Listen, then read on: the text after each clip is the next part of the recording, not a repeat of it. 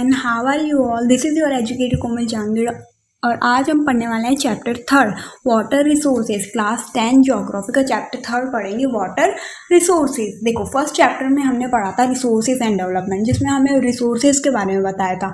Resources जो हमारी wants को फुलफिल करते हैं, जो हमारी नीड्स को सेटिस्फाई करते हैं, उसे हम रिसोर्स कहते हैं। और वो रिसोर्स होने के लिए टेक्नोलॉजिकली एक्सेसिबल होना चाहिए, इकोनॉमिकली फीसिबल होना चाहिए और कल्चरली एक्सेप्टेबल होना चाहिए। ओके, और जो सेकंड चैप्टर था उसमें हमने फॉरेस्ट एंड वाइल्ड लाइफ के बारे में पढ़ा। थर्ड चैप्टर में हम पढ़ेंगे वाटर रिसोर्सेज, जिसकी वजह से हम सर्वाइव कर पा रहे हैं, हमारी लाइफ पॉसिबल ऑन दी अर्थ, उसे हम वाटर रिसोर्सेज पढ़ेंगे उसमें। ओके, तो 3/4 of the earth surface is covered with water. 3/4 हमारी अर्थ सरफेस कवर्ड वाटर के साथ में, लेकिन उसमें से भी स्मॉल प्रोपोर्शन वाटर ही फ्रेश वाटर हम यूज़ कर सकते हैं, that can be put to use. Water move, देखो वाटर जो हमारे एक हाइड्रोलॉजिकल साइकिल में मूव करता है। हाइड्रोलॉजिकल साइकिल आप सबको पता होगी कि देखो वाटर कलेक्शन पहले होता है, कहीं पे भी जगह वाटर कलेक्ट हुआ रहता है तो वो इवापोरेशन होता है। सबसे पहले गैस के फॉर्म में इवापोरेट होता है, उसके बाद में वो कंडेंसेशन क्लाउड फॉर्मेशन बन जाता है और फिर प्रेसिपिटेशन बारिश हो जाती है। उसके बाद में वो जो वाटर जो इवापोरेट हुआ था वही हमारे पास रेनफॉल के फॉर्म में वापस आ जाता है। ओके, तो फिर से कलेक्ट हो जाता है, फिर इवापोरेट होता है, फिर कंडेंसेशन होता है, फिर प्रेसिपिटेशन होता है। ये जो पूरी प्रोसेस है उसे हम हाइड्रोलॉजिकल साइकिल कहते हैं। ओके, वाटर क्या करता है, मूव करता है इस हाइड्रोलॉजिकल साइकिल में। ओके, वाटर जो एक रिन्यूएबल रिसोर्स है, मतलब कि वाटर कभी ख़त्म नहीं हो सकता। रिन्यूएबल का मतलब ये रिन्यू और रिचार्ज होता रहता है, लेकिन फिर भी ऐसा प्रिडिक्ट किया जाता है कि वाटर जो है 2025 आते आते वाटर स्कैरसिटी हमें देखने को मिल सकती है। जो 2 बिलियन पीपल है वो एब्सोल्यूट वाटर स्कैरसिटी में लिव कर सकते हैं। ऐसा हो सकता है कि वाटर स्कैरसिटी हो, ऐसा क्यों कहा जाता है और ऐसा हम ऐसा क्यों लोग प्रिडिक्ट करते हैं। ओके, तो देखो जो हमारी अर्थ सरफेस है वो 3/4 of the earth surface covered है वाटर के साथ में। 2.5 उसमें से फ्रेश वाटर है।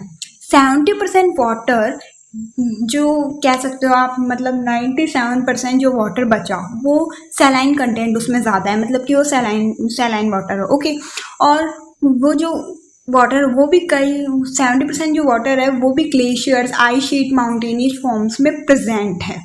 30% ग्राउंड वाटर हो गया जिसे हम यूज़ कर सकते हैं। देखो फ्रोजन की फॉर्म में हो गया 70%, अंडरग्राउंड हो गया 29%, लेक्स रिवर्स 1% हो गई, फ्रेश वाटर 3% हो गया, ओशन जो है हमारा 97%। तो 97% जो वाटर है, 3% फ्रेश वाटर हो गया, ओशन में फॉर्म में 97 हो गया। लेकिन ओशंस वाला वाटर हम यूज़ नहीं कर सकते क्योंकि उसमें सैलाइन कंटेंट ज़्यादा है, और सैलाइन कंटेंट ज़्यादा होने की वजह से हम उसे डायरेक्टली कंज्यूम नहीं कर सकते हैं। और फ्रेश वाटर हम किसे कहते हैं, जिसे हम डायरेक्टली कंज्यूम कर सकते हैं, जिसमें सैलाइन कंटेंट कम होता है, उसे हम फ्रेश वाटर कहते हैं। ओके, ताज़ा पानी को फ्रेश वाटर नहीं कहते हैं, ये मत सोच रहे हैं ताज़ा पानी है मतलब फ्रेश वाटर, नहीं, इसमें सैलाइन कंटेंट कम होता है। नमकीन पानी नहीं होता, उसे हम कंज्यूम कर सकते हैं, उसे हम फ्रेश वाटर कहते हैं। ओके, सो देखो वाटर स्कैरसिटी क्या होता है। देखो वाटर स्कैरसिटी मतलब shortage of water. Reasons having low rainfall and drought prone areas को हम वाटर स्कैरसिटी कह सकते हैं। जहाँ पे वाटर की शॉर्टेज हो वहाँ वाटर स्कैरसिटी होती है। ओके, तो वाटर स्कैरसिटी क्यों होती है और कैसे लोग इसे फेस करते हैं। देखो वाटर स्कैरसिटी नाम आते ही हम सोचने लग जाते हैं कि वुमेन्स जो है मटके लेकर आ रही है, दूर दूर से मटके लेकर आ रही है, पानी स्टोर कर रही है, कलेक्ट कर रही है, और ज़्यादा से ज़्यादा कितने टाइम वो पानी चला पाएंगे, 2 मटके ले आएंगे दूर से, ठीक है, 2 मटके को यूज़ कर लेगी। लेकिन उसके बाद में क्या, उन्हें वापस से वाटर लेकर आना पड़ेगा, स्टोर करना पड़ेगा, ठीक है। तो वुमेन्स इस जगह से ज़्यादा सर्वाइव करती है, और ये कह सकते हैं कि वाटर स्कैरसिटी जहाँ होती है, जहाँ वुमेन्स को ज़्यादा सर्वाइव करना पड़ता है, और इसकी वजह से हेल्थ हैजार्ड्स भी होते हैं वुमेन्स को ज़्यादा। ओके, तो रीज़न क्या है जिसकी वजह से वाटर स्कैरसिटी होती है। Water scarcity is caused by over-exploitation, excessive use and unequal access of water. Water scarcity क्यों होती है, जब हम ओवर एक्सप्लॉइट करते हैं वाटर का, ठीक है, एक्सेसिव यूज़ करते हैं, ज़्यादा अमाउंट में यूज़ करते हैं, और अनइक्वल एक्सेस होता है वाटर का, मतलब किस जगह पे वाटर है और किस जगह पे नहीं है, बिल्कुल ही नहीं है, ऐसे एरियाज भी होते हैं, ठीक है। तो वाटर स्कैरसिटी इन वजह से होती है। देखो जैसे तुम्हें नहाने के लिए 1 बकेट पानी चाहिए, लेकिन तुम क्या करते हो, 2-3 यूज़ करते हो, 2-3 बकेट यूज़ करते हो, और इसकी वजह से ओवर एक्सप्लॉइटेशन होता है, एक्सेसिव यूज़ होता है वाटर रिसोर्सेज का, जिसकी वजह से वो पानी वेस्ट ही हो रहा है, कोई मतलब में यूज़ नहीं आ रहा है तुम्हारे। ठीक है, तुम 1 बकेट से नहा लोगे वो भी काफ़ी है तुम्हारे लिए। अनइक्वल एक्सेस हो रहा है वाटर का। देखो ऐसे होता है कि अर्बन जो एरियाज होते हैं वहाँ पे वाटर अवेलेबिलिटी ज़्यादा होती है, जिसकी वजह से अर्बन जो पीपल होते हैं वो वाटर का ओवर एक्सेसिव यूज़ करते हैं। ओके, और लेकिन रूरल जो प्लेसेस होती हैं वहाँ पे वाटर कम पहुँचाया जाता है, जिसकी वजह से वाटर अनइक्वल एक्सेस होता है वाटर का इस वजह से। तो यहाँ पे देख सकते हो कि एक डिफरेंस होता है कि अर्बन एरियाज़ में ज़्यादा और रूरल एरियाज़ में कम। तो इसकी वजह से रूरल जो वुमेन्स होती हैं उनको ज़्यादा वाटर की शॉर्टेज फेस करनी पड़ती है, और इसकी वजह से उन्हें सर्वाइव भी करना पड़ता है। Okay, water resources are being over exploited to expand irrigated areas for dry season agriculture. देखो वाटर रिसोर्सेज सबसे ज़्यादा ड्राई सीजन एग्रीकल्चर में भी यूज़ हो रहे हैं। देखिए इरीगेशन करने के लिए बहुत ज़्यादा एक्सप्लॉइट कर रहे हैं हम वाटर रिसोर्सेज का। इरीगेशन करने के लिए लोग एग्रीकल्चर फील्ड्स को इरीगेट करने के लिए वाटर रिसोर्सेज का ओवर एक्सप्लॉइट कर रहे हैं। सबसे ज़्यादा amount, largest amount water resources का कहाँ ओवर एक्सप्लॉइट होता है, इरीगेशन के लिए। इरीगेशन में लोग बहुत ज़्यादा वेस्ट करते हैं वाटर का। ठीक है, तो in some areas water is sufficiently available to meet the needs of the people, but those areas still suffer from water scarcity due to bad quality of water. और कुछ ऐसी areas भी है जहाँ पे वाटर सफिशिएंटली मिल रहा है लोगों को, जितनी उनको ज़रूरत है उतना वाटर मिल रहा है, बट वो एरियाज फिर भी वाटर स्कैर्सिटी से सफ़र कर रहे हैं। क्यों? क्योंकि वहाँ पे जो वाटर की क्वालिटी है वो बैड है, अच्छा वाटर वहाँ पे जा ही नहीं पा रहा है, जिसकी वजह से वहाँ पे वाटर स्कैर्सिटी देखने को मिल रही है। ओके, वाटर अच्छा होगा तभी तो आप यूज़ करोगे, तभी तो आप ड्रिंक करोगे, अच्छा पानी ही तो पियोगे ना। अगर वो पानी जो तुम्हें आ रहा है गवर्नमेंट की तरफ से वो पानी बैड क्वालिटी का है, तुम कैसे ड्रिंक करोगे यार।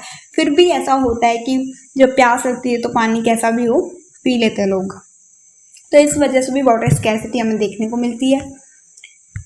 नेक्स्ट देखते हैं, देखो fresh water obtained from precipitation, sun, surface run off and ground water. Fresh water हमें कहाँ कहाँ से ऑब्टेन्ड होता है, प्रेसिपिटेशन रेनफॉल से हमें ऑब्टेन्ड होता है fresh water. Surface run of जो बहता हुआ पानी होता है, और ग्राउंड वाटर वहाँ से हमें फ्रेश वाटर ऑब्टेन्ड होता है। Okay, water scarcity may be an outcome of large and growing population.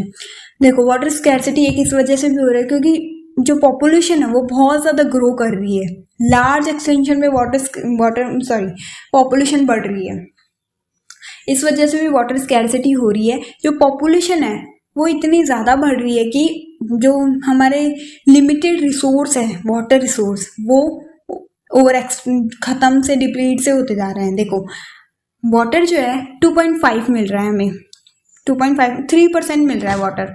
Okay, ऐसा मान लो आप, लेकिन पॉपुलेशन भी एक टाइम पे 3% थी, लेकिन अब क्या हो रहा है, पॉपुलेशन इंक्रीज होती जा रही है, 16 to 70% बढ़ चुकी है पॉपुलेशन, जिसकी वजह से अब देखो वाटर तो 3% है, पॉपुलेशन 16 to 17% है, तो इस वजह से हम कैसे 3% वाटर 16 to 17% को दे सकते हैं? नहीं दे सकते ना यार, इतनी पॉपुलेशन कैसे इतना सा वाटर करेगी, कैसे उसमें वो सर्वाइव करेगी। तो देखो इस वजह से भी लार्ज एंड ग्रोइंग पॉपुलेशन जो बढ़ रही है उस वजह से भी हमें वाटर स्कैर्सिटी देखने को मिल सकती है, क्योंकि जितना रिसोर्स होंगे उतनी पॉपुलेशन हो तो रिसोर्सेज अवेलेबिलिटी ईजिली होगी, नहीं तो अनइक्वल एक्सेस होगा रिसोर्सेज का। Okay, increasing number of industries has made matter worse by exerting pressure on existing fresh water resources। देखो जो इंडस्ट्रीज है वो बढ़ रही है, और इंडस्ट्रीज बढ़ रही है तो हमारे जो फ्रेश वाटर रिसोर्सेज हैं उन पे बहुत ज़्यादा प्रेशर एक्सर्ट हो रहा है। क्यों हो रहा है? देखो इंडस्ट्रीज वाटर को बहुत ही ज़्यादा ख़राब कर देती है यार, पूरी जो क्वालिटी होती है वाटर की वो पूरी डिटीरियोरेट कर देती है, पूरा उनको उस क्वालिटी को बैड कर देती है। देखो इंडस्ट्रीज़ क्या करती है, सबसे पहले तो हमारा फ्रेश वाटर लेती है, उसको अपनी इंडस्ट्रीज़ में यूज़ करती है, इंडस्ट्रीज़ में यूज़ होने के बाद में उस फ्रेश वाटर को केमिकल सब्सटेंसेस होते हैं उनके, जो भी वेस्ट होता है उन सब से पॉल्यूट कर देती है, और फिर उस पॉल्यूटेड वाटर को वो जो पॉल्यूटेड जितना भी फैक्ट्रीज का वेस्ट होता है उस सबको क्या करती है, रिवर्स में डाल देती है, रिवर्स में डिस्चार्ज कर देती है उस पूरे वेस्ट को। तो उससे क्या होता है, हमारी एक तो फ्रेश वाटर उन्होंने यूज़ किया, उसको उन्होंने वेस्ट किया, ठीक है, उस ही फिर उन जो वेस्ट और केमिकल्स जितने भी सब्सटेंसेस थे उनके इंडस्ट्रीज के, उसको हमारी रिवर्स में डाल दिया, जिसकी वजह से हमारे रिवर्स को भी पॉल्यूट किया। तो वो कितनी तरीके से हमारी जो वाटर है उसको डिटीरियोरेट कर रहे हैं, उसकी क्वालिटी को सारा खराब कर रहे हैं। इंडस्ट्रीज सबसे ज़्यादा प्रेशर एक्सर्ट कर रही है वाटर रिसोर्सेज पे, फ्रेश वाटर रिसोर्सेज पे मेनली, ठीक है। तो इंडस्ट्रीज भी एक मेजर कॉज है जिसकी वजह से हमारे वाटर स्कैर्सिटी हमें देखने को मिल सकती है, और इसकी वजह से जो क्वालिटी है हमारी वाटर की वो डिक्रीज होती जा रही है डे बाय डे। ओके, तो quality of water is deteriorating, getting polluted by domestic and industrial waste, chemical fertilizers, pesticides use in agriculture. अब जो मैंने तुम्हें बताया, जो इंडस्ट्रीज है वो अपना वेस्ट डाल देती है रिवर्स में, जो डोमेस्टिक यूज़ करते हैं, हम घर में जो सामान यूज़ करते हैं उनका वेस्ट भी हम डाल देते हैं, रिवर्स में जाता है, ठीक है। केमिकल फर्टिलाइजर्स, पेस्टिसाइड्स, ये सब हम एग्रीकल्चर में यूज़ करते हैं। तो सॉइल के जब हम यूज़ करते हैं एग्रीकल्चर में, तो वो भी वहाँ से भी जब रिवर्स लैंड से बहती है तो उसमें भी वो केमिकल्स मिक्स होते हैं, जिसकी वजह से हमारी रिवर्स पॉल्यूट होती है। तो कितने मेजर पॉइंट्स हो गए जिसकी वजह से हमारी जो फ्रेश वाटर रिसोर्सेज है उनको वो उनकी जो क्वालिटी है वो डिटीरियोरेट होती जा रही है डे बाय डे। तो देखो यार कितनी मतलब इंडस्ट्रीज भी हो गई, डोमेस्टिक यूज़ भी हो गया, केमिकल फर्टिलाइजर, पेस्टिसाइड्स एग्रीकल्चर में यूज़ करते हैं, उन वजह से भी हमारा फ्रेश वाटर रिसोर्सेज पे प्रेशर क्रिएट हो रहा है। ओके, तो नेक्स्ट टॉपिक देखते हैं, adverse effects of over exploitation of ground water resources का। हम ओवर एक्सप्लॉइट जो कर रहे हैं उसकी वजह से क्या इफेक्ट पड़ रहा है हमारे वाटर रिसोर्सेज पे। तो देखो, pumping out more water from underground may lead to falling ground water levels. देखो, हम लोग क्या कर रहे हैं, सबसे ज़्यादा तो फार्मर्स अपने खुद के वेल्स, ट्यूबवेल्स लगा रहे हैं फार्म्स में, ठीक है, इरिगेशन करने के लिए जितना ज़्यादा हो सकता है वो पंपिंग आउट कर रहे हैं मोर वाटर, जो हैंडपम्प्स लगा देते हैं, ठीक है, तो पंप आउट करते हैं जितना ज़्यादा हो सकता है वो वाटर पंप आउट कर लेते हैं ग्राउंड वाटर। इसकी वजह से जो ग्राउंड वाटर का लेवल है, फ्रेश वाटर जो हमारा ग्राउंड वाटर है वो उसका लेवल भी डिक्रीज होता जा रहा है डे बाय डे। तो जितना ज़्यादा लोग पंप आउट करेंगे वाटर को उतना ही ज़्यादा हमारे जो ग्राउंड वाटर है वो भी डिक्रीज होता जाएगा। ओके, ये एडवर्सली अफेक्ट कर रहा है हमारे वाटर अवेलेबिलिटी को। जो ग्राउंड वाटर है वो भी एक टाइम पे डिक्रीज, बिल्कुल उसका जो लेवल है, स्टेटस है, वो कम हो जाएगा। Okay, this in turn will affect our agriculture and food security of the people. आज तो हम लोग क्या कर रहे हैं एग्रीकल्चर में, इन सब में वेल्स लगा के पानी निकाल रहे हैं जितना हो सकता है, लेकिन हमें इन फ्यूचर एग्रीकल्चर के लिए और फूड सिक्योरिटी के लिए हमें देखना पड़ेगा कि हम कहाँ से पानी लाएं। जितना पानी हो सकता है वो तो सब लोग यूज़ कर लेंगे, और उसे फिर चलो मान लो कि वाटर जो है रिन्यूएबल रिसोर्स मान लिया, लेकिन उसकी जब क्वालिटी आप डिटीरियोरेट कर देंगे, ठीक है, वो जो वाटर है उसको आप सैलाइन वाटर बना दोगे, उसका सारा पॉल्यूटेड कर दोगे, तो कहाँ से वाटर वापस से फ्रेश वाटर होएगा यार। ठीक है, मान सकते हैं रेनफॉल से हो सकता है, लेकिन अभी जो 3% उसको तो वेस्ट मत करो, कंजर्व करो वाटर को। इम्पॉवरिशमेंट ऑफ वाटर रिसोर्सेज में adversely effect the ecological cycle, और जो वाटर रिसोर्सेज है उनको भी हम ज़्यादा से ज़्यादा अफेक्ट कर रहे हैं, और इसकी वजह से हमारे जो इकोलॉजिकल सिस्टम है, इकोलॉजिकल साइकिल है, उसको भी बहुत ज़्यादा अफेक्ट पड़ सकता है, एडवर्सली अफेक्ट पड़ेगा इन सब चीज़ों से। ओके, मेन कॉजेज क्या है वाटर पॉल्यूशन के? देखो, किन किन कारण की वजह से वाटर पॉल्यूशन हो रहा है ये देखते हैं हम। तो किस वजह से वाटर पॉल्यूशन हो रहा है? डोमेस्टिक वेस्ट सबसे ज़्यादा, तो जो हाउसिंग वेस्ट होता है वो भी लोग डाल रहे हैं कचरा, ठीक है। स्पेशली अर्बन सीवर्स, जो अर्बन सीवर्स होती है, इंडस्ट्रियल वेस्ट होता है, वो सब कहाँ जाके डिस्पोज होता है? सारा का सारा डिस्चार्ज होता है रिवर्स में, बिना कोई ट्रीटमेंट करे। इनफैक्ट प्रॉपर ट्रीटमेंट करके वाटर को आप डिस्चार्ज कर सकते हो रिवर्स में, लेकिन डोमेस्टिक वेस्ट, इंडस्ट्रियल वेस्ट, ये अर्बन जो सीवर्स होते हैं वो सब कहाँ खाली होते हैं, जाके रिवर्स में खाली होते हैं, जिसकी वजह से हमारी जो रिवर्स है वो पॉल्यूट होती जा रही है, जो हमारा फ्रेश वाटर है वो डिक्रीज होता जा रहा है, उसके लेवल बहुत ज़्यादा डिक्रीज होता जा रहा है। ठीक है, जो केमिकल एफ्लुएंट्स यूज़ करते हैं इंडस्ट्रीज़ में, एग्रीकल्चर सेक्टर में जो पेस्टिसाइड्स फर्टिलाइजर्स यूज़ करते हैं ह्यूमन एक्टिविटीज़ में, वो सब डिटीरियोरेट कर रहे हैं हमारी फ्रेश वाटर रिसोर्सेज को। एग्जाम्पल क्या है, देखो लोग क्या करते हैं, ये जो रिलीजियस रिचुअल्स होते हैं, जो हमारे बिलीफ्स होते हैं कि गणेश चतुर्थी आई और फिर गणेश चतुर्थी के जाने का टाइम आ गया, तो क्या करते हैं, इमर्स करते हैं आइडियल्स को अपने। ठीक है, तो वाटर में जो मूर्ति होती है, बड़ी बड़ी मूर्तियाँ होती हैं, उन सब को जाके बहा देते हैं, बोलते हैं गणेश जी गए अब, ठीक है वापस आएंगे अब गणेश चतुर्थी पे। तो ये क्या है, ये रिचुअल्स बना रहे हैं जो, इसकी वजह से हमारा वाटर पॉल्यूशन बहुत ज़्यादा हो रहा है, वाटर पॉल्यूट बहुत हो रहा है और इसकी जो क्वालिटी है वो डिटीरियोरेट हो रही है बहुत ज़्यादा। तो वाटर पॉल्यूशन इस वजह से भी हो रहा है क्योंकि जो रिलीजियस रिचुअल्स और immersing of ideals in the water, इसको भी, इसकी वजह से भी हमारा वाटर पॉल्यूट हो रहा है। ओके, देखो मेजर्स फॉर वाटर कंजर्वेशन, कैसे कैसे हम वाटर को कंजर्व कर सकते हैं, क्या मेजर्स है जिनकी वजह से हम वाटर को कंजर्व कर सकते हैं। Do not over draw the ground water, देखो ज़्यादा से ज़्यादा ग्राउंड वाटर को यूज़ मत करो, ट्यूबवेल्स वेल से मत निकालो वाटर इतना कि एक टाइम पे ख़त्म हो जाए पूरा, उसको रिचार्ज करो। ओके, रिचार्ज बाय टेक्निक्स, उसे रिचार्ज करो रेन वाटर हार्वेस्टिंग से। रेन वाटर हार्वेस्टिंग आप कर सकते हो, tapping rain water in reservoirs में, रेन वाटर को टैप करके। Okay, watershed development programmes, जो वाटर शेयर डेवलपमेंट प्रोग्राम्स चलते हैं उनसे आप वाटर कंजर्वेशन कर सकते हो, वाटर को बचा सकते हो, वाटर को सेव कर सकते हो, जिसकी वजह से हमारी जो वाटर है वापस से रिन्यू हो जाए।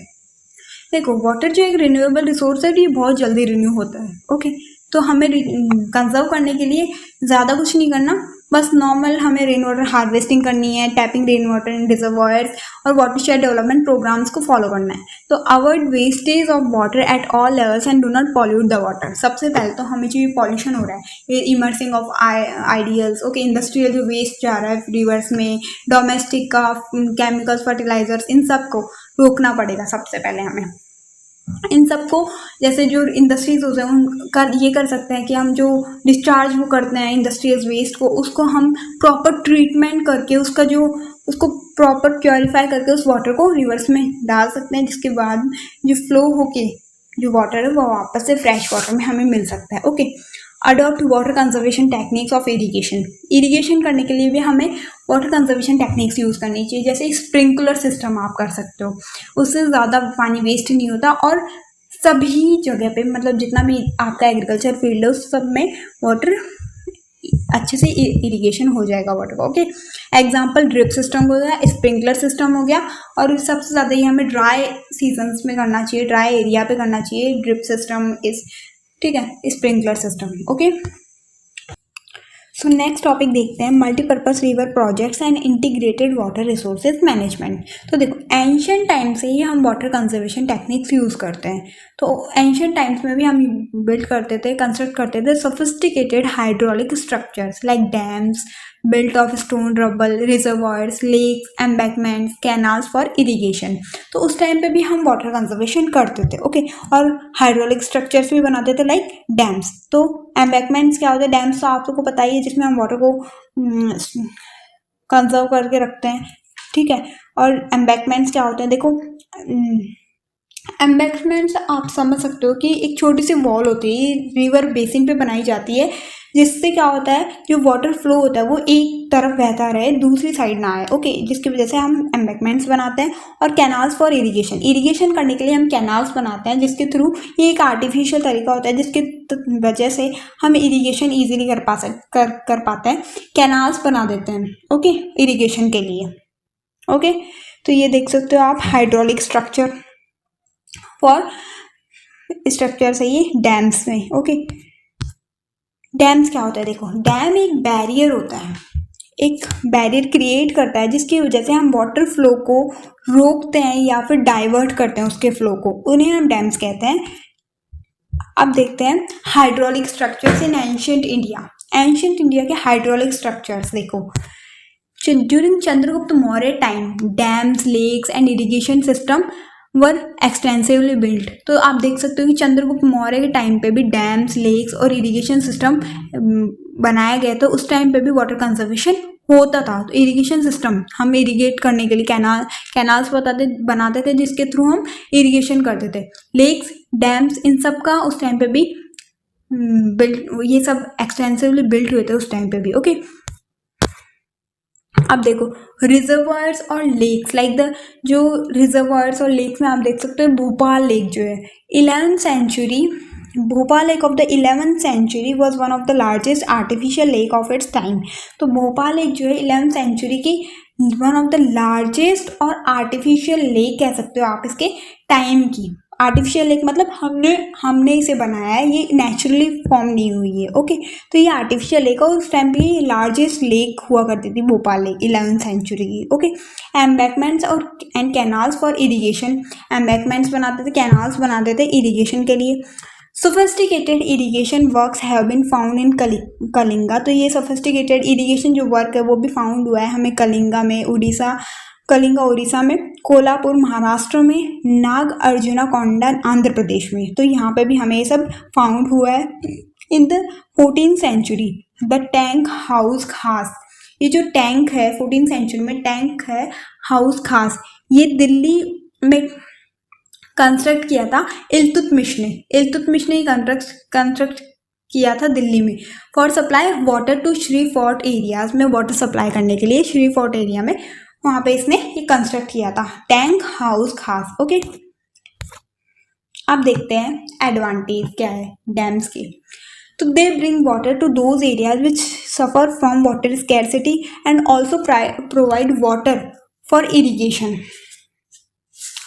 तो डैम्स क्या करते हैं, डैम्स उन एरियाज तक वाटर पहुंचाते हैं जहाँ पे वाटर स्कैरसिटी है, जहाँ पे वाटर अवेलेबिलिटी नहीं है, तो वहाँ तक डैम्स वाटर पहुंचाते हैं, वाटर सप्लाई करते हैं। ठीक है, और इरिगेशन के लिए भी वाटर का यूज़ करते हैं हम डैम्स के थ्रू। Okay, these projects generate electricity for industries and our homes. और ये जो डैम्स है उनके थ्रू हम इलेक्ट्रिक भी जनरेट करते हैं और इंडस्ट्रीज में और होम्स में इन सबका हम यूज़ करते हैं उस इलेक्ट्रिसिटी का। तो इलेक्ट्रिसिटी भी डैम्स के थ्रू जनरेट होती है। ओके, और हम डैम्स के थ्रू फ्लड्स को भी कंट्रोल करते हैं, फ्लड्स आने से भी हम बचाते हैं, हमें बचाता है dams. Okay, these projects can be use for recreation, inland navigation and fish breeding. Okay, so next देखते हैं side effects of creating dams. क्या साइड इफेक्ट्स है क्रिएटिंग डैम्स, डैम्स क्रिएट करने के क्या साइड इफेक्ट्स है। तो regulating and damming reverse affect there natural flow. देखो डैम्स की वजह से जो हमारी रिवर्स है उनके नेचुरल फ्लो को बहुत ज़्यादा अफेक्ट होता है। जो नेचुरल फ्लो होता है वो नहीं हो पाता। देखो एक बार क्या होता है, देखो ज़्यादा रेन वाटर आया डैम्स में, बारिश होने की वजह से ज़्यादा पानी हो गया, जिसकी वजह से जो डैम्स ओपन करने पड़ते हैं और एकदम से पानी का बहाव बहुत तेज होता है, जिसकी वजह से नेचुरल फ्लो होता है उसको भी अफेक्ट होता है। और एक टाइम पे ऐसा भी होता है कि जैसे रिवर्स आ रही है तो हम डैम्स को क्लोज कर देते हैं, तो वो वहीं पे उनको स्टोर करके रखा जाता है उन रिवर्स को, तो उसकी वजह से नेचुरल फ्लो को अफेक्ट होता है। ठीक है, तो poor the habitats of the for the reverse aquatic life, जो रिवर्स के एक्वेटिक लाइफ है, फिश हो गई, बहुत सारे तरह तरह के जानवर्स होते हैं, तो उनको भी बहुत ज़्यादा अफेक्ट होता है, उनके भी हैबिटाट्स में बहुत ज़्यादा अफेक्ट होता है एक्वेटिक लाइफ को भी। Okay, fragmented reverse make it difficult for aquatic फोना टू माइग्रेट। और जो एक्वेटिक फोना होते हैं मतलब फिश ये सब होते हैं, ये माइग्रेट करते हैं दूसरी जगहों पे, तो वो उनको भी माइग्रेट करने में बहुत ज़्यादा प्रॉब्लम फेस करनी पड़ती है। ओके, डैम्स में हम उनको स्टोर करके रखेंगे तो वो भी वहीं पे रहेगी, सीधी सी बात है, वो बाहर कैसे जा पाएगी। ओके, तो creating of large dams has been the cause of many new environmental movements like Narmada Bachao Andolan और तहरीर डैम आंदोलन। तो डैम्स बनाने की वजह से बहुत सारे ऑब्जेक्शंस भी हुए हैं और बहुत ज़्यादा इसको रेसिस्ट भी किया है लोगों ने डैम्स की वजह से। क्यों, देखो डैम्स बनाते हैं हम, जिसकी वजह से क्या होता है, बहुत ज़्यादा पैसा, एक तो हमने हाई कॉस्ट पे डैम्स बनाए, लेकिन उसके फ़ायदे तो हमें इतने, बेनिफिट्स तो हमें इतने ही मिले कि हम वाटर फ्लड कंट्रोल कर सकते हैं, वाटर सप्लाई कर सकते हैं, इलेक्ट्रिसिटी जनरेट कर सकते हैं, इतने ही फ़ायदे मिले हमें। लेकिन इसकी वजह से हमें इसके ड्रॉबैक्स क्या क्या है वो तो हमें देखने ही पड़ेंगे ना। देखो क्या होता है, हम डैम्स बना देते हैं, डैम्स बनाए, इसकी वजह से हमारे जो इकोसिस्टम है उसको बहुत ज़्यादा अफेक्ट होता है, फ्लोरा एंड फोना है उसको भी बहुत ज़्यादा अफेक्ट होता है, ठीक है। एनवायरमेंटलिस्ट और सोशल एक्टिविस्ट होते हैं, ये अपोज करते हैं डैम्स को, बहुत ज़्यादा प्रोटेस्ट करते हैं डैम्स के खिलाफ कि तुम डैम्स नहीं बनाओगे। क्यों नहीं बनाओगे? क्योंकि इसकी वजह से हमारे जो इकोसिस्टम है उसको बहुत ही ज़्यादा अफेक्ट करना पड़ता है। देखो, जब डैम्स बनते हैं तो लार्ज स्केल में डिस्प्लेसमेंट होता है लोकल कम्युनिटीज़ का। लोकल पीपल को, लोकल जो पीपल होते हैं उनको अपना सब कुछ छोड़ के जाना पड़ता है, अपना लाइवलीहुड, अपना ओन लैंड, घर, सब कुछ वहाँ पे छोड़ के जाना पड़ता है, और इसकी वजह से उन्हें दूसरी जगह पे शिफ्ट होना पड़ता है। देखो, डैम्स तो हमने बना दिए, लेकिन उसकी वजह से उनको तो कोई बेनिफिट नहीं हुआ, उनको तो अपना सब कुछ छोड़ना और पड़ा वहाँ पे। और इसका फ़ायदा कौन उठाते हैं? जो बड़े बड़े रिच इंडस्ट्रियलिस्ट हो गए, लैंड ओनर्स हो गए, लार्ज फार्मर्स हो गए, अर्बन सेंटर्स हो गए, उनको इन सब का फ़ायदा मिलता है। लेकिन जो लोकल कम्युनिटीज़ होती है वो तो अपना सब कुछ छोड़ के और जाती है, उनको तो कोई बेनिफिट नहीं हुआ इसकी वजह से, उनको तो अपना सब कुछ माइग्रेट और करना पड़ गया दूसरी जगह पे। ये हो गया उनके लिए पुश फैक्टर हो गया एक, इसकी वजह से जो लोकल कम्युनिटीज़ है उनको दूसरी जगह शिफ्ट होना पड़ा। ओके, जो डैम्स हो गए, देखो हम कहते हैं कि डैम से हम फ्लड को रोकते हैं, फ्लड को कंट्रोल करते हैं, लेकिन जब रेन वाटर ज़्यादा, जब बारिश ज़्यादा हो जाती है जिसकी वजह से डैम्स में पानी ज़्यादा भर जाता है, तो हमें डैम्स को खोलना पड़ता है, डैम्स के गेट ओपन करने पड़ते हैं, जिसकी वजह से वाटर एकदम से बाहर निकलता है। और देखो, अगर वाटर एकदम से बाहर निकलेगा तो जो वहाँ पे कोई भी सिटी सेटल होगी तो उसको एकदम से वाटर फ्लो ज़्यादा होगा और वहाँ पे क्या आ जाएगी? फ्लड आ जाएगी, जिसकी वजह से जो डेवलपमेंट सिटी थी वो पूरी बर्बाद हो जाएगी। अब देख लो आप ही कि डैम से हम फ्लड को कंट्रोल करते हैं, लेकिन आप डैम्स की वजह से ही फ्लड ला भी रहे हो, और इसकी वजह से आप अच्छा खासा जो डेवलपमेंट है एक सिटी का उसको पूरा आपने ख़राब कर दिया। तो ये भी एक कॉज, ड्रॉबैक है डैम्स का, जिसकी वजह से हमें डैम्स को रेसिस्ट करना पड़ता है, ऑब्जेक्शन करने पड़ते हैं डैम्स के खिलाफ। ओके, अब देखो लोग क्या कर रहे हैं डैम्स की वजह से, many times local people had to give up their land, livelihood, control resources of the construction of the dam. ये तो मैंने तुम्हें बता ही दिया। इस वजह से भी ऑब्जेक्शंस होते हैं, क्योंकि जिस अचीवमेंट को पाने के लिए लोग इस डैम्स को बिल्ड करते हैं वो अचीवमेंट कंप्लीट होता ही नहीं है, वो बिल्ड पर्पस उनका कंप्लीट होता ही नहीं है। इसकी वजह से भी जो डैम्स है उसको अपोज किया जाता है। Most of the dams were constructed to control floods, but the dams have triggered flood. ये भी मैंने आपको समझा दिया। Okay, dams have also caused extensive soil erosion भी करता है dams. Excessive use of water has resulted in earthquake, water borne diseases, pest and pollution. देखो, इरिगेशन एरियाज में हम वाटर का ज़्यादा यूज़ करने लग गए। देखो, डैम्स होंगे तो लोग क्या करते हैं, अपना क्रॉपिंग पैटर्न उन्होंने चेंज कर लिया, वो क्रॉपिंग पैटर्न चेंज कर लेते हैं। पहले वो फूड क्रॉप्स उगा रहे थे, अब वो कैश क्रॉप्स उगाते हैं, क्योंकि वहाँ पे पानी ज़्यादा है, इरिगेशन ईजिली कर सकते हैं, वो वाटर ज़्यादा आ रहा है बाय दी डैम्स के थ्रू वो वाटर ज़्यादा ले रहे हैं, और क्रॉपिंग पैटर्न उन्होंने चेंज कर दिए, कैश क्रॉप्स उगाने लग गए वो, जिसकी वजह से वाटर फार्मर्स जो है वो वाटर इंटेंसिव लेवल पे कॉमर्शियल क्रॉप्स करने लगे, और इसकी वजह से इकोलॉजिकल कॉन्सिक्वेंस हमें देखने पड़े। देखो, इरिगेशन करेंगे वो डैम्स के वाटर से, और इसकी वजह से जो सॉइल में सैलाइन कंटेंट है वो ज़्यादा बढ़ जाएगा, जिसकी वजह से जो हमारी सॉइल है वो फर्टिलिटी लूज़ कर देगी, और सॉइल में सैलाइन कंटेंट ज़्यादा हो जाएगा, और वो एक टाइम पे बंजर ज़मीन, बैरन लैंड बन सकती है। ओके, तो ये भी हमें एक ड्रॉबैक मिला है डैम्स का, जिसके थ्रू हम सप्लाई तो कर रहे हैं वाटर, लेकिन उसी वाटर से हम वहाँ के सप्लाई करने की जो वाटर पहुँचा रहे हैं, लेकिन उसी से हम बैरन लैंड भी क्रिएट कर रहे हैं, बंजर ज़मीन भी बना रहे हैं वहाँ पे। ओके, अब देखो, डैम से हमें एक और ड्रॉबैक मिलता है, increasing the social gap between the richer land owners and the landless poorer. इनके बीच में देखो एक गैप क्रिएट हो जाता है, रिच और पुअर का, हैव्स और हैव नॉट वाली सिचुएशन क्रिएट हो जाती है डैम्स की वजह से।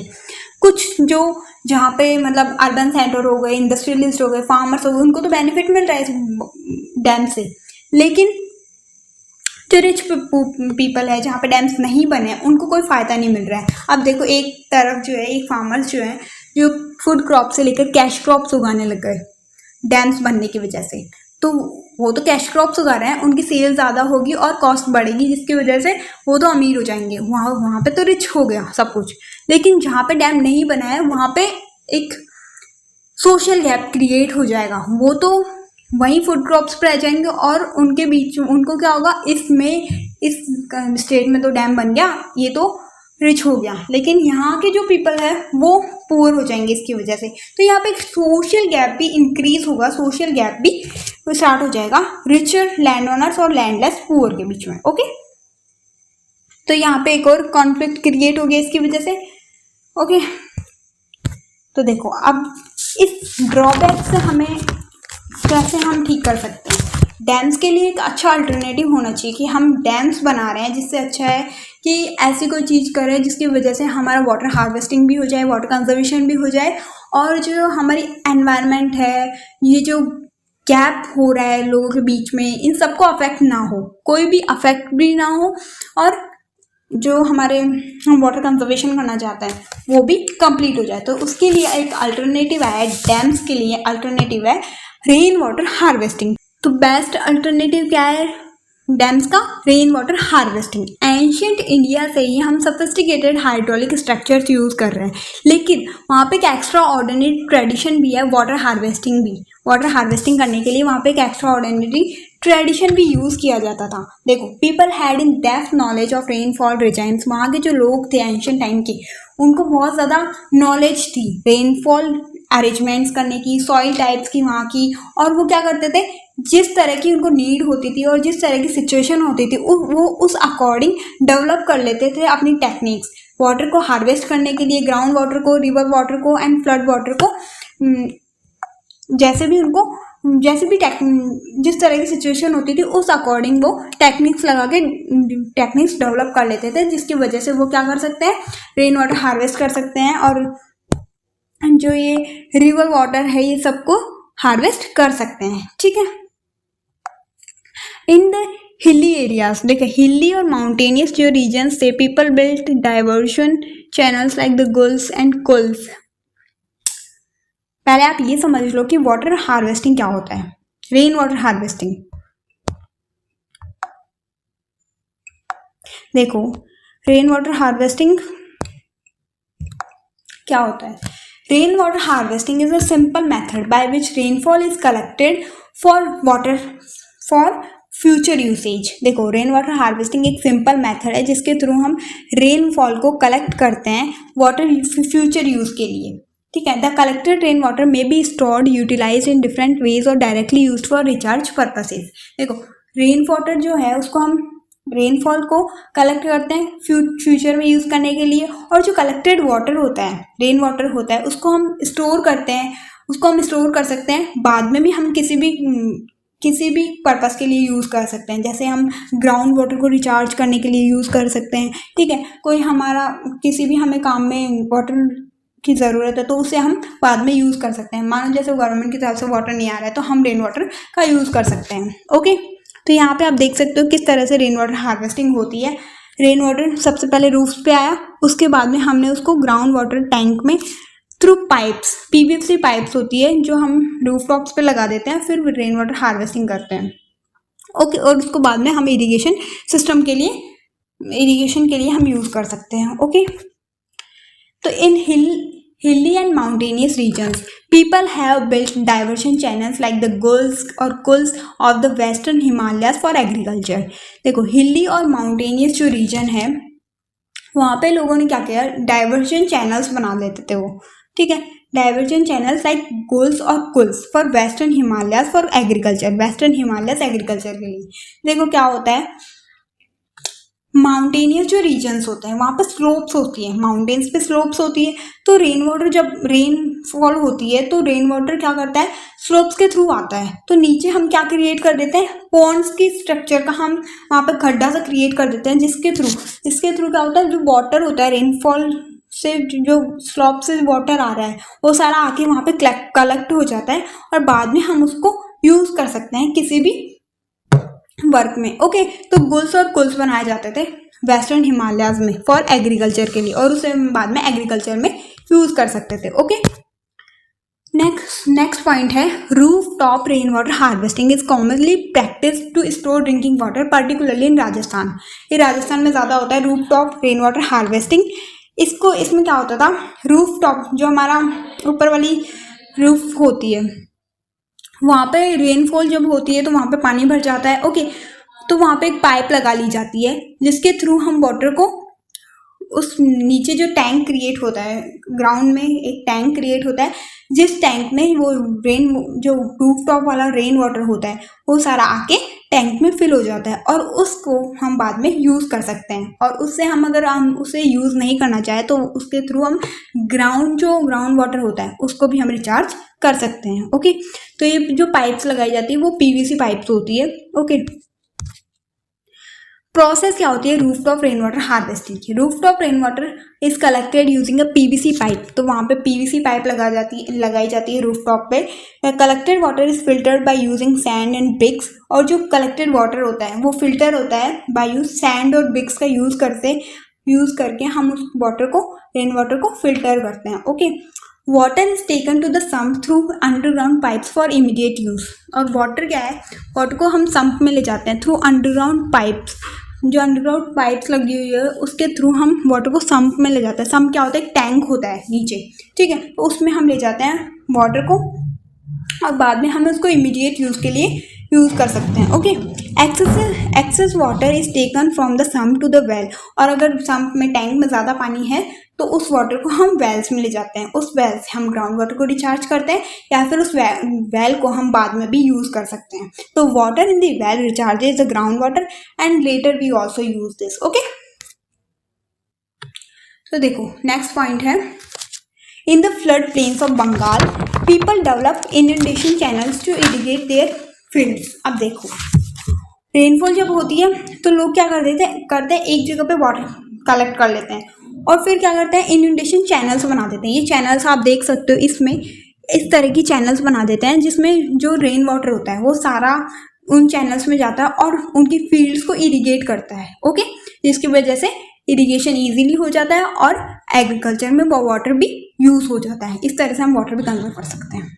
ओके, नेक्स्ट पॉइंट देखते हैं, in arid and semi arid regions agricultural fields were converted into rain-fed storage structures that allowed the water to stand and moisten the soil, such as khadans in Jaisalmer and Johar in other parts of Rajasthan। देखो क्या होता है, aired और semi aired जो regions होते हैं वहाँ पे एग्रीकल्चर फील्ड्स को कन्वर्ट कर देता है हम रेन फेड स्टोरेज में। देखो रेनफॉल होती है, जो एग्रीकल्चर फील्ड्स होती है जहाँ पे हम खेती करते हैं, जो फार्मर्स खेती करते हैं वहाँ पे क्या करते हैं उस खेत को मतलब उसको साफ करके वहाँ पे थोड़े बहुत खड्डे से क्रिएट कर देते हैं, जिसमें जब रेनफॉल होती है तो सारा पानी उस जो एग्रीकल्चर फील्ड होती है उसमें कलेक्ट हो जाता है, ठीक है, स्टोर हो जाता है, वो रेनफॉल स्टोरेज हम उसे कहेंगे। तो रेन का जितना भी रेनफॉल वाटर होता है वो सारा उन एग्रीकल्चर फील्ड में कलेक्ट हो जाता है और वो वाटर थोड़े दिन तक उसमें कलेक्ट रहने देते हैं, जिसकी वजह से क्या होता है वो water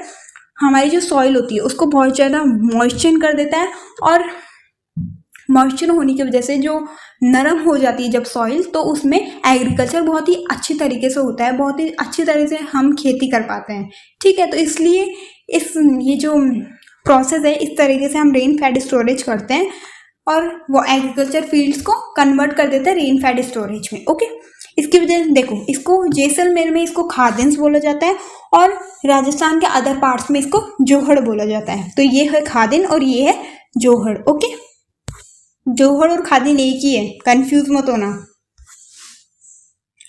the tanks are the part of the well developed rooftop rain water harvesting system and built inside the main house or the courtyard. देखो टैंक्स भी बिल्ट करते हैं लोग for well developed rooftop rain water harvesting करने के लिए। जब rooftop rain water harvesting होती है तो टैंक्स बिल्ट होते हैं नीचे, ठीक है, और उसमें वो सारा पानी कलेक्ट हो जाता है और system are built inside the main house or the courtyard या फिर मेन हाउस में वो बिल्ट होता है और उस टैंक के वाटर को हम बाद में यूज़ कर सकते हैं। Okay, this is mainly practice in Rajasthan और ये राजस्थान में ज़्यादा होता है, बीकानेर, फलौदी, बाड़मेर इन एरियाज़ में भी ये ज़्यादा होता है क्योंकि रेन वाटर को ये सेव करते हैं इन एरियाज़ में। Okay, many houses have constructed underground rooms adjoining the tanka to beat the summer heat as it would keep the room cool. देखो जो बहुत सारे घर होते हैं वहाँ पे, बहुत सारे हाउसेज जो होते हैं वो भी कंस्ट्रक्ट करते हैं अंडरग्राउंड रूम्स एडजॉइनिंग द टंका बना के रखते हैं वो, जिसमें पानी भर लेते हैं। और उसके बाद में जब बहुत ज़्यादा समर सीजन आता है, गर्मियों का सीजन जब आता है, तो वो क्या करता है, रूम को ठंडा रखता है। तो वहाँ पे अंडरग्राउंड रूम्स में टंका भी क्रिएट होता है, बिल्ड करते हैं वो लोग, जिसकी वजह से वो रूम को हमारे ठंडा रखता है। और इस तरीके भी प्रोसेस यहाँ पे यूज़ की जाती है। तो तमिलनाडु एक फर्स्ट स्टेट है इंडिया का, तमिलनाडु फर्स्ट स्टेट है इंडिया का which has made rooftop rain water harvesting structures compulsory for all houses across the state. There are legal provisions to punish defaulters. देखो, तमिलनाडु जो है फर्स्ट स्टेट है जिसने roof rain water harvesting structures बनाना compulsory किया है। मतलब हर घर में roof rain water harvesting system होना ही चाहिए। ओके, और जिसने भी इस प्रोविजन को डिफॉल्ट किया, मतलब फॉलो नहीं किया, उसे पनिश किया जाएगा। ओके, तो तमिलनाडु ने पहला स्टेट था जिसने ये सब रेन वाटर हार्वेस्टिंग की तरफ अपना पहला कदम बढ़ाया। मतलब बहुत अच्छी बात है यार, जिसने भी ये किया। सबको अपने इंडिविजुअल लेवल पे वाटर को कंजर्वेशन करना चाहिए, हमें भी करना चाहिए, क्योंकि वाटर ही हमारी लाइफ है और उसकी वजह से ही हम सर्वाइव कर पाते हैं। Okay, next topic and the last topic of the chapter, bamboo drip system, drip irrigation system. देखो, बम्बू इरिगेशन ये क्या सिस्टम है वो देखते हैं हम। मेघालय में सबसे ज़्यादा प्रैक्टिस होता है बम्बू ड्रिप इरिगेशन सिस्टम। देखो, इन Meghalaya a 200-year-old system of tapping stream and tapping stream and spring water by using bamboo pipes is prevalent। तो मेघालय में ये जो सिस्टम है फॉलो किया जाता है। 200 साल से ये ओल्ड सिस्टम है, 200 साल पुराने ये सिस्टम है और आज भी इसको फॉलो करते हैं मेघालय वाले लोग। ठीक है, तो यहाँ पे क्या होता है, जो बम्बू होती है उसको ही वहाँ पे पाइप बना लिया जाता है। 200 साल पहले तो पाइप नहीं होती थी, तो उन्होंने क्या किया, बम्बू को पाइप बना लिया और बम्बू की हेल्प से वो क्या करते हैं, वाटर को, रेन वाटर जो होता है वहाँ पे रिवर्स और इतनी रिवर्स नहीं है जिसकी वजह से वो वाटर यूज़ कर सके, लेकिन वहाँ पे जो माउंटेन्स जो वाटर होता है उसको वो यूज़ करते हैं। ठीक है, तो जो माउंटेन वाटर होता है उसमें वो बम्बू पाइप्स लगाते हैं। ठीक है, 18 to 20 litre of water enter करता है बम्बू पाइप सिस्टम में। 80 to 20 लीटर वाटर एक बार में बम्बू पाइप सिस्टम में एंटर करता है, बम्बू की पाइप में एंटर करता है और उसको ट्रांसपोर्ट करता है वो 100 मीटर्स तक। मतलब वो 80-20 लीटर वाटर ट्रांसपोर्ट होता है 100 मीटर्स तक, और फिर वो 20 to 80 ड्रॉप्स पर मिनट जो भी वहाँ पे इरिगेशन करने के लिए वो यूज़ करते हैं या फिर प्लांट्स पे वो यूज़ करते हैं उन ड्रॉप्स को, तो वो रिड्यूस करता है, मतलब बूंद बूंद उस प्लांट्स में देते हैं। इस टाइप से वो इरिगेशन करता है, बम्बू ड्रिप इरिगेशन सिस्टम करता है। ओके, तो ये हो गया आपका chapter complete. Thank you very much.